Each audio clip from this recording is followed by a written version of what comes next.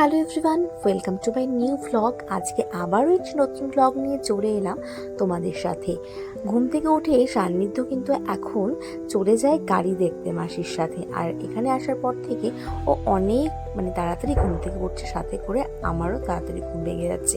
তো আজকে মাকে বলেছিলাম গ্যাদাল পাতার বড়া খাবো, কারণ আমাদের বাড়ির মধ্যে অনেক গ্যাদাল পাতার গাছ হয়েছে। তো এটা আমার ভীষণ প্রিয়, আর এটা ভীষণ উপকারী। তোমরা যারা যারা খাও নিশ্চয়ই জানবে। তো আজকে বড়া করা হবে। তো প্রথমে শিলনোড়ায় এটাকে পেস্ট করে নেওয়া হচ্ছে। তারপর এটার যে ব্যাটারটা তৈরি হবে সেটা কিন্তু চাল দিয়ে ভীষণ ক্রাঞ্চি হয়, চাল দিয়ে করলে খুব ভালো লাগে। তো এখানে দেখো মা কিন্তু বসে বসে নিচে রান্না করছে, কারণ আমাদের রান্নাঘরে যেহেতু কাজ এখনও ইনকমপ্লিট রয়েছে সেজন্য নিচে বসেই করছে। আর তোমাদেরকে বড়ার ফাইনাল লুকটা দেখিয়ে দিচ্ছি। দেখো, দেখেই মনে হচ্ছে কতটা ক্রাঞ্চি হয়েছে খেতে। আমি তো বড়াগুলো হওয়ার সঙ্গে সঙ্গেই স্নানের আগেই কয়েকটা হাপিস করে দিয়েছিলাম, কারণ আমি আর লোভ সামলাতে পারছিলাম না। অ্যাকচুয়ালি অনেকদিন বাদে পছন্দের খাবার খেলে যা হয় আর কি।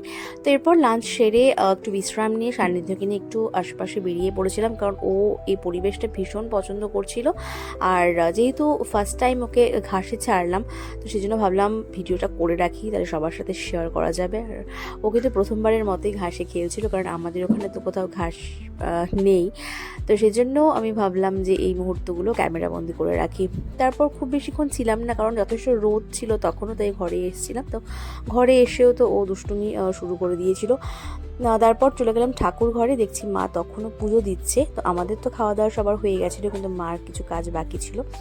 আর এই যে ফুলগুলো দেখতে পাচ্ছ, এগুলো কিন্তু আমাদের গাছের বাড়ির বাগানের। এখানে জবা ফুল, টগর ফুল, আরও একটা কী ফুলের নাম আমি জানি না, অনেক ধরনের ফুল ছিল। আর এই যে এই মহাশয়ের কিন্তু দুষ্টুমি জারি ছিলই। চলো আজকে তোমাদের সাথে একটা ইন্টারেস্টিং নিয়ম শেয়ার করি, যেটা আমি ছোট থেকেই দেখে আসছি এই আশ্বিনের সংক্রান্তিতে করা হয়। তো দেখো, মা এখানে কয়েকটা পাটকাঠি নিয়ে নিয়েছে, সবগুলোকে সমানভাবে কেটে নিয়েছে, সাথে নিয়েছে আম পাতা। তো এই আম পাতাগুলোকে কেটে এটার মধ্যে এক ধরনের পেস্ট বানানো হয় মেথি আর ঘি দিয়ে, সেটাকে দেওয়া হবে। তারপর র্যাপ করে এই পাটকাঠির মধ্যে গুজে দেওয়া হবে। আর এই প্রত্যেকটা পাটকাঠিগুলোকে ধরা হয় রামের তীর হিসাবে। তো সেই অনুযায়ী এই তীরগুলোকে প্রত্যেকটা গাছের গোড়ায়, বাড়িতে যে সমস্ত গাছ রয়েছে সেই গাছের গোড়ায় পুঁতে দেওয়া হবে। অ্যাকচুয়ালি বিশ্বাস করা হয় যে আজকের দিনে যদি এই তীরগুলোকে গাছের গোড়ায় পোতা হয়, তাহলে গাছের ফলন বৃদ্ধি হয় এবং আয় উন্নত। মায়ের সাথে আবারও এই রিচুয়ালসটা করতে আমার ভীষণই ভালো লাগছিল, আর মনে হয়েছিল এক মুহূর্তে আমি সেই ছোটোবেলায় ফিরে গেছি।